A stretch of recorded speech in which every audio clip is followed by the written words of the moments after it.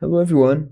On this video, let's create some new visualizations to our web server. My goal here is to have a visualization to the digital values, such as these buttons and the image switcher. And I'm going to have another visualization to monitor the analog values, such as this progress bar, the slider, and the gauge. To do this, let's right-click on our application and add a new object. And this object is going to be a new visualization.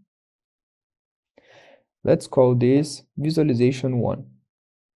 What I want to do now is going back to my visualization and selecting my analog objects, such as the text field, the progress bar, the gauge, and the slider. And I'm going to press Ctrl+X. I'm going back to the visualization 1, pressing Ctrl+V, so it will paste my analog objects.